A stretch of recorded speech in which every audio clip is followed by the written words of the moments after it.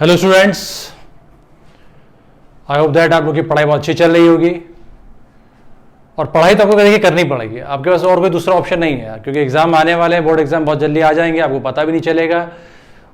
और इसीलिए आप लोग स्पीड से पढ़ाई करते रहिए, ठीक है। आज हम लोग इलेक्ट्रोफिलिक एरोमेटिक सब्स्टिट्यूशन रिएक्शन का एक अनदर एग्जाम्पल ले रहे हैं, दैट इज योर फील्डक्राफ्ट एसाइलेशन। इसमें क्या होता है देखते हैं। और हमने डिस्कस कहा था, प्रीवियस लेक्चर में डिस्कस करा था कि बिकॉज जो शॉर्टकमिंग हमारे पास आ रही थी फील्डक्राफ्ट एल्काइलेशन में, उसको ओवर किसने कम करा? फील्डक्राफ्ट एसाइलेशन ने। इसमें क्या होता है सारा कुछ हम लोग डिस्कस करते हैं। चलिए, ये मेरा इसका जनरलाइज रिएक्शन लिखा हुआ है जहां पर बेंजीन है, और ये मेरा क्या है? एसाइल क्लोराइड है। ये मेरा क्या है? Acyl chloride. ये मेरा ग्रुप क्या होता है? एसाइल होता है।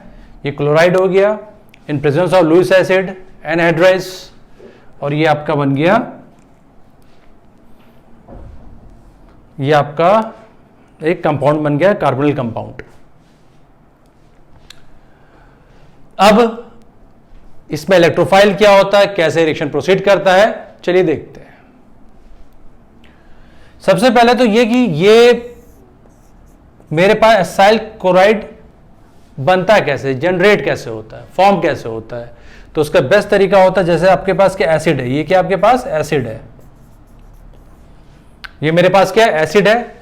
अब होगा क्या, अगर आप यूज करते हैं फॉर एग्जांपल SOCl2 यूज करा आपने यूज करा PCl3 यूज करा या PCl5। अगर आप एसिड है आपके पास और अगर आप ये यूज करते हैं, जैसे इसे बोलते हैं थाइनिल क्लोराइड, क्या बोलते हैं? थाइनिल क्लोराइड यूज करते हैं, या फॉस्फोरस ट्राइक्लोराइड यूज करते हैं, या पेंटाक्लोराइड यूज करते हैं, तो ये ग्रुप हट के क्या आ जाता है? Cl आ जाता है। क्या आ जाता है? Cl आ जाता है। आप तीनों में से कोई भी यूज कर सकते हैं। अगर आप तीनों में से ये यूज करते हैं तो ये OH ग्रुप हट के क्या आता है? Cl आता है, और यही मेरा क्या होता है? एसाइल क्लोराइड होता है, ठीक है। ये चीज ध्यान रखिएगा, ठीक है।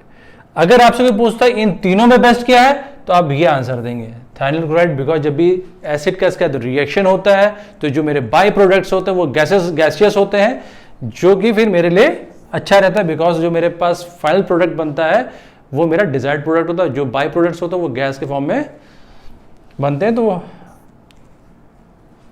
इस तरह से हमारा ये बेस्ट होता है, ठीक है। तो हमारा ये जनरेट हो गया, किसी भी तरीके से हम इसको जनरेट कर सकते हैं। उसके बाद किस तरह से बॉन्ड फॉर्मेशन होता है, किस तरह से हमारा इलेक्ट्रोफाइल जनरेट होता है, इसको चलिए देखते हैं, ठीक है। इतना राइट डाउन करिए, पॉज करके हम आगे बढ़ते हैं। तो स्टेप फर्स्ट में क्या होगा मेरा? Generation, formation of a strong electrophile. तो देखिए,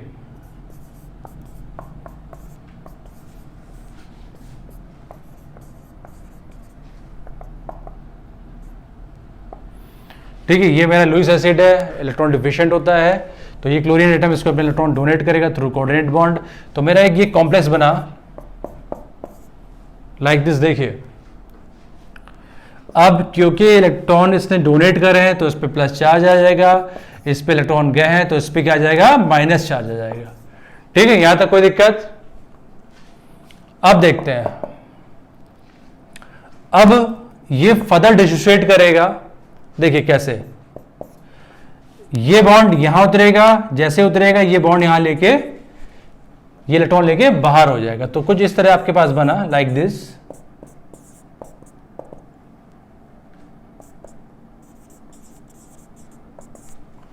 ये मेरा क्या इलेक्ट्रोफाइल है, ये क्या मेरा इलेक्ट्रोफाइल है, इसको बोलते हैं एसिलियम आयन। क्या बोलते हैं? एसिलियम आयन। एसिलियम आयन यही मेरा क्या है? इलेक्ट्रोफाइल है इन केस ऑफ फील्डक्राफ्ट एसाइलेशन में। जब भी आप इसकी बात करेंगे तो ये मेरा क्या है? इलेक्ट्रोफाइल है। इसका नाम क्या है? एसिलियम आयन। क्या है इसका नाम? एसिलियम आयन, ठीक है। अब क्या होता देखते हैं, चलिए इसको देख लेते हैं एक बार फिर से।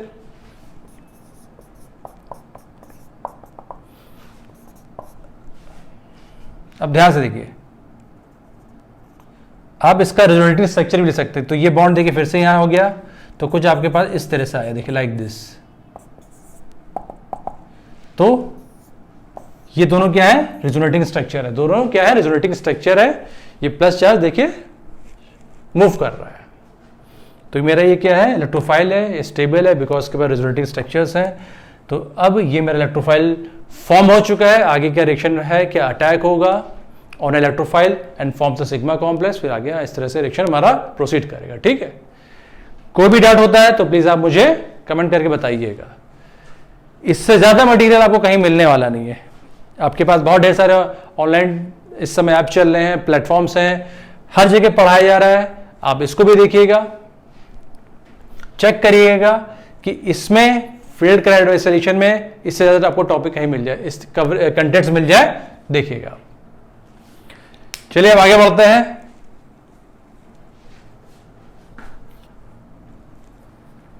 मैं इसको रब कर रहा हूं।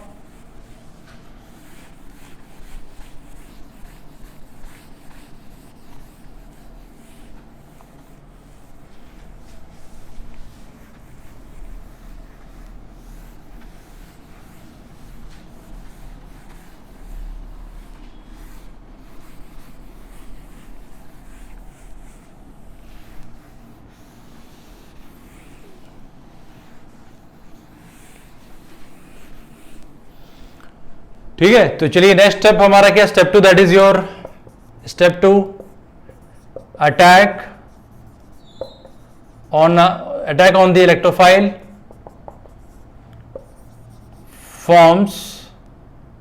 forms a sigma complex, forms a sigma complex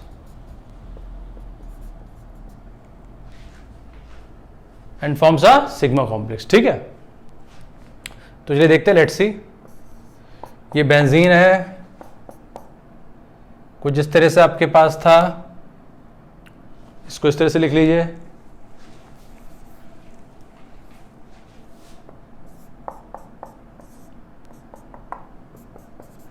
आप ए भी लिख सकते हैं, आप ए भी लिख सकते हैं, जो चाहे आप यूज कर सकते हैं। तो देखिए ध्यान से,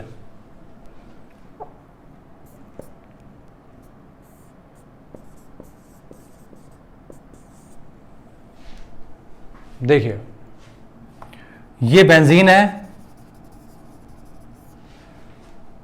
बेंजीन मेरा बहुत ज़्यादा स्टेबल कंपाउंड होता है, और जितना ज़्यादा स्टेबल है उतना ही ज़्यादा ये अनरिएक्टिव होता है। इसलिए हमेशा जो मेरी रिक्वायरमेंट होती है सबसे पहले कि मेरे पास जो इलेक्ट्रोफाइल होना चाहिए, that should be strong enough, इतना ज़्यादा स्ट्रॉन्ग होना चाहिए कि इस बेंजीन रिंग को मोटिवेट कर सके कि to act as a nucleophile.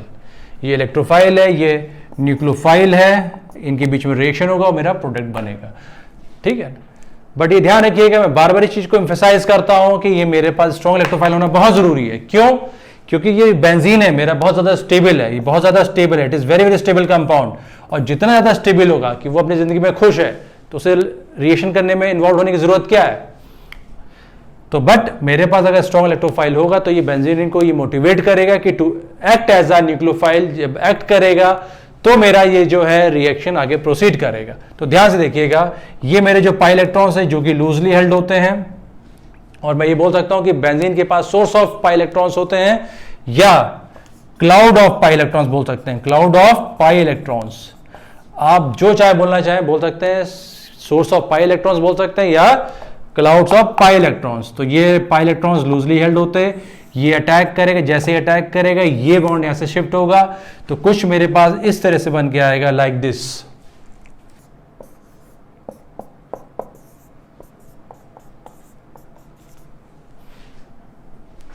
ठीक है, ये मेरा क्या है, सिग्मा कॉम्प्लेक्स है, अरेनियम आयन है, नॉन एरोमेटिक साइक्लोहेक्साडाइनिल कैटायन बोल सकते हैं, या इसे आप बोल सकते हैं डीलोकलाइज्ड साइक्लोहेक्साडाइनिल कैटायन बोल सकते हैं, या आप इसको ये भी बोल सकते हैं वीलेंट इंटरमीडिएट भी बोल सकते हैं, वीलेंट इंटरमीडिएट भी बोल सकते हैं। और अगर आपसे कोई पूछता है इसका आरडीएस स्टेप कौन सा है, तो this is your RDS step, rate determining step. अगर आपसे कोई पूछता है कि इसका इंटरमीडिएट क्या है, तो आप बोल सकते हैं डीलोकलाइज्ड कैटायन। क्या है? Delocalised cation. तो ये ऑलरेडी मैंने प्रीवियस लेक्चर में डिस्कस कर रखा है, आप उसमें जाके देख सकते हैं। ठीक है, तो ये मेरा कंपाउंड बना है, that is your sigma complex. तो ये सिग्मा कॉम्प्लेक्स है, यहां पर एरोमेटिक कैरेक्टर लॉस हो चुका है, कैसे वापस आएगा वो स्टेप 3 में आएगा। ठीक है, और एक चीज यहां ध्यान रखिएगा कि मेरे पास कार्बन पर क्या पॉजिटिव चार्ज है, तो मेरी कोशिश ये रहती है कि ये चार्ज को मैं मूव करा पाऊं। तो डेफिनेटली यहां पर क्योंकि रेजोनेंस है जिसकी वजह से ये चार्ज मूव कर सकता है, तो वो कैसे मूव करता है उसको नेक्स्ट स्टेप पे हम लोग देखते हैं। ये ऑलरेडी मैं प्रीवियस लेक्चर में डिस्कस कर चुका हूं, जिनको आता है ये स्किप करके नेक्स्ट लेक्चर पे जा सकते हैं। ठीक है, चलिए मैं रब कर रहा हूं पॉज करके। मैं उनके लिए बताना चाह रहा हूं जो स्टूडेंट्स अभी आए हैं, जिन्होंने ये फर्स्ट टाइम ये देख रहे हैं लेक्चर ये वाला, तो उनके लिए मैं बताना चाह रहा हूं कि किस तरह से ये positive charge through out the ring move करता है। जो देख चुके हैं वो स्किप करके आगे बढ़े।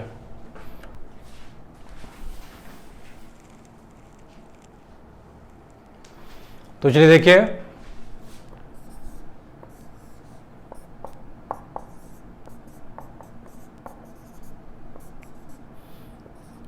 ये बॉन्ड यहां शिफ्ट होगा तो क्या बनेगा, हम इसके रेजोनेटिंग स्ट्रक्चर से लिख रहे हैं तो कुछ इस तरह से आएगा। ये प्लस हो गया, ये इधर हो गया बॉन्ड, इस तरह से कुछ फॉर्म हुआ।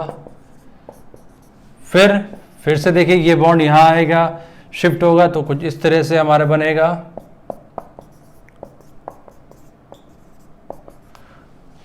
ये देखिए पॉजिटिव चार्ज पहले यहां था इस कार्बन पर, फिर यहां पर आया, फिर यहां पर। दैट मीन्स कि एक कार्बन पे मेरा पॉजिटिव चार्ज का लोड नहीं आया, वो डिस्ट्रीब्यूट हो गया। तो जिसकी वजह से क्या होता है, मेरा ये कंपाउंड क्या होता है, चार्ज होने के बावजूद भी ये क्या है, कंपैरेटिवली स्टेबल होता है। ठीक है, बिकॉज किसी एक कार्बन पर मेरा लोड नहीं आ रहा। अगर लोड रहेगा तो परेशान रहेगा, तो बहुत ज्यादा अनस्टेबल हो जाएगा। अब अगर आपको इन तीनों स्ट्रक्चर को मिलाना हो या एक साथ लिखना हो इस स्ट्रक्चर्स को, देखिए तो ऐसे लिख सकते हैं। इन तीनों का कंबाइंड स्ट्रक्चर क्या हुआ, देखिए यहां पर हम लोग, यहां पर प्लस था, ये प्लस था हमारे पास, ये प्लस था, इस तरह से देखिए बॉन्ड सर्कुलेट हो रहे हैं मेरे। तो ये मैं बोल सकता हूं कि अगर हम इन तीनों रेजोनेटिव स्ट्रक्चर को मिलाएंगे तो एक हाइब्रिड बन के आता है, दैट इज योर दिस, ये आपका। ठीक है, इन तीनों का ये क्या है, हाइब्रिड स्ट्रक्चर है। ठीक है, कोई डाउट होता प्लीज कमेंट करिएगा। चलिए आगे बढ़ते हैं। यहां पर एरोमेटिक कैरेक्टर नहीं है, कैसे आएगा देखते हैं।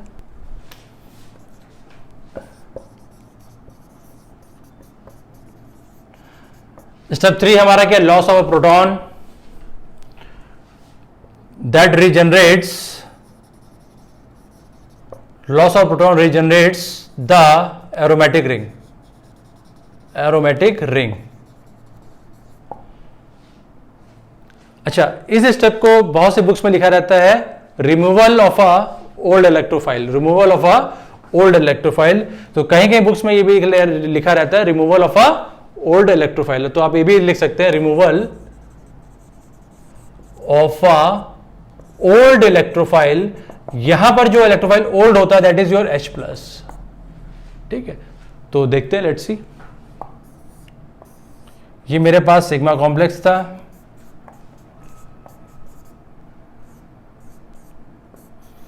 ये H था, ये मेरे पास क्या AlCl4 माइनस है, इस तरह से, इसको मैंने इस तरह से लिख लिया। अब समझने के तौर पे ये देखिए, ये इलेक्ट्रॉन लेके जाएगा कुछ इस तरह से, तो ये मेरे पास आया कुछ। अब क्योंकि मेरे पास मीडियम में बेस है, तो बेस का काम क्या होता है, H+ को अपनी तरफ खींचना। तब जब ये H जाएगा तो ये अपना इलेक्ट्रॉन इस कार्बन को दे के जाएगा और मेरा एरोमेटिक रिंग दोबारा आ जाएगा। फिर से एक बार देखते हैं होता क्या जनरली। देखिए इस पे प्लस चार्ज है, ये बहुत परेशान हो रहा है, किसी भी तरह से ये कार्बन अपना प्लस चार्ज न्यूट्रलाइज करना चाहता है, किसी तरह से भी इसको एडजस्ट करना चाहता है। तो ये क्या करता है कि इससे हेल्प लेता है, ये कार्बन से हेल्प लेता है, तो ये क्या करता है, ये हाइड्रोजन की तरफ खींचता है, दैट मीन्स कि H+ अपनी तरफ खींचता है। तो जब ये हाइड्रोजन हटता है तो ये इलेक्ट्रॉन अपना इसको इस कार्बन को दे के जाता है। तो यहां कुछ इस तरह से देखिए बनता है, ये माइनस आ गया क्योंकि यहां पर कार्बन डेंसिटी बढ़ गई, प्लस हुआ, प्लस माइनस में क्या हुआ, बॉन्ड फॉर्मेशन हुआ, तो आपका ये प्रोडक्ट बन के आ गया।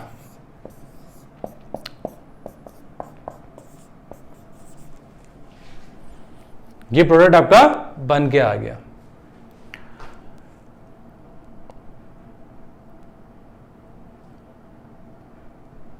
अब हमारा जो H निकला था वो HCl हो गया हमारा, और ये मेरा AlCl3 आ गया। अब ये वापस मीडियम में आ गया, तो ये कैटलिस्ट की तरह काम कर रहा है। ठीक है, अब देखते हैं आगे क्या होता है। तो देखिए ध्यान से, यहां पर क्या निकला, H+ निकला। क्या निकला, H+ निकला। क्या निकला यहां से, H+ निकला, क्योंकि जब ये हाइड्रोजन जा रहा होगा तो इलेक्ट्रॉन इसको देके गया, तो H+ की तरह निकला। ये H+ से कंबाइन करेगा, क्या बना देगा, HCl बना देगा। तो मैं कह सकता हूं कि बहुत सी बुक्स में ये लिखा रहता है removal of a old electrophile. H+ भी मेरा क्या है, इलेक्ट्रोफाइल है, इसका रिमूवल हुआ और हमारा एक नया इलेक्ट्रोफाइल जाके सब्स्टिट्यूट हो गया। तो और क्या देखें, AlCl3 हम मीडियम में लेके चले थे, वापस दोबारा मीडियम में आया, that means it act as a catalyst. तो ये मेरा प्रोडक्ट बना। ठीक है, अभी थोड़ी कहानी बाकी है, इसके आगे भी कुछ रिएक्शंस होता है, उसको अभी देखते हैं। बट अगर देखते ध्यान से, अगर मैंने R यहां पर क्या ले लिया, CH3 ले लिया। क्या ले लिया, CH3, तो मेरा क्या बन जाएगा, ये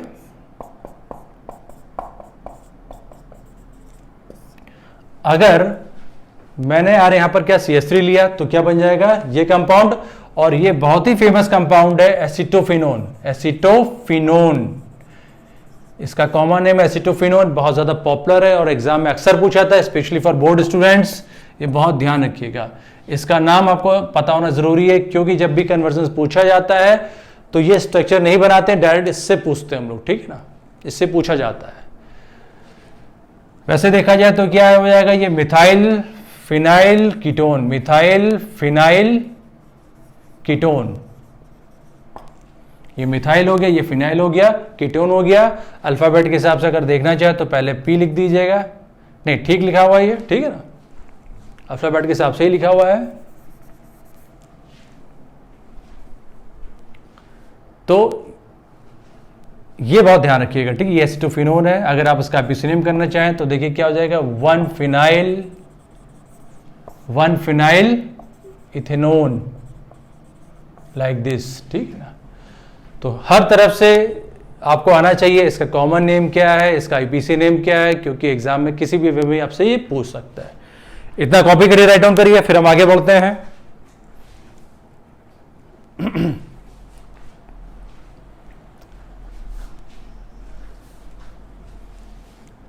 पॉज करके राइट डाउन करिए। में ये है मेरा, और क्या था, लुईस एसिड था। क्या था, लुईस एसिड था। तो अब होगा क्या, ये मेरा एसिड है और ये मेरा क्या है, बेस है। ये मेरा क्या, बेस है। तो इनके बीच में वापस रिएक्शन हो जाएगा। इनके बीच में क्या होगा, वापस रिएक्शन होगा। तो देखिए क्या होता है, ये लुईस एसिड है, ये अपने इलेक्ट्रॉन पेयर को डोनेट करेगा। तो देखिए कुछ इस तरह से बनेगा। देखिए इस तरह से कुछ बनेगा।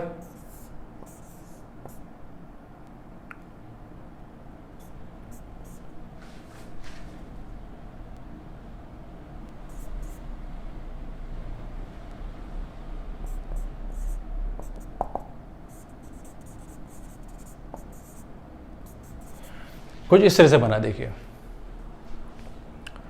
अब आगे देखिए क्या होता है।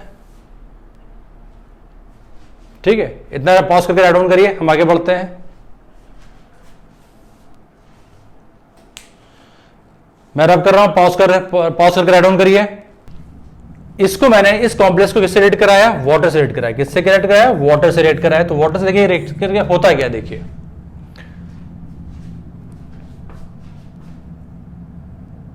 ये पूरा ग्रुप निकल जाएगा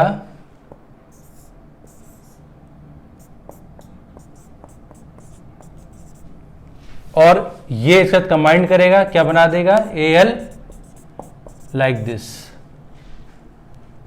ठीक है, फिर से देख लेते हैं। इस पूरे कॉम्प्लेक्स को मैं रेट किससे कराऊंगा, वाटर से रेट कराऊंगा। तब होगा क्या, ये इलेक्ट्रॉन लेके निकलेगा, ये बाहर आया, ये इसके साथ कंबाइन करेगा तो क्या बना देगा, ये बना देगा। एक एक करके आपका सेल हट के क्या लगता जाएगा, OH लगता जाएगा। तो ये बन जाएगा आपका। तो अब ये मेरा कंपाउंड मिला जो कि फर्दर अब रिएक्शन नहीं करेगा। पहले क्या हो रहा था, ये बन रहा था बट मेरे पास लुईस एसिड था, ये बिहेव करेगा एज अ बेस, उनके बीच में रिएक्शन हुआ था, ये कॉम्प्लेक्स बना। इस कॉम्प्लेक्स को फर्दर मैंने किससे रेड कराया, H2O से रेड कराया और ये प्रोडक्ट बना। ठीक है ना, ये चीज ध्यान रखिए, आप इसको बैलेंस कर सकते हैं। तो अब ये मेरा फाइनल प्रोडक्ट है, अब ये फर्दर इसका रिएक्शन नहीं होगा। इतना राइट डाउन करिए पॉज करके।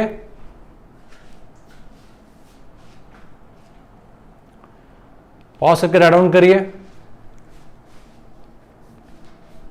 मैं रब कर रहा हूं, फिर से समझना तो फिर से देख लीजिए एक बार। ये मेरा कॉम्प्लेक्स बना, अब क्या होगा, वाटर है, ठीक है, वाटर है, ध्यान से देखिएगा। ये अपने इलेक्ट्रॉन लेके निकलेगा तो यहां पर क्या होगा, ये आ गया, ये HCl3 बाहर निकला, ये वाटर साथ कंबाइंड करेगा, ये बना देगा और आपका फाइनल प्रोडक्ट आ गया और HCl मिल जाएगा, आप ये ले सकते हैं। ठीक है, यहां कोई डाउट है तो प्लीज कमेंट करिएगा।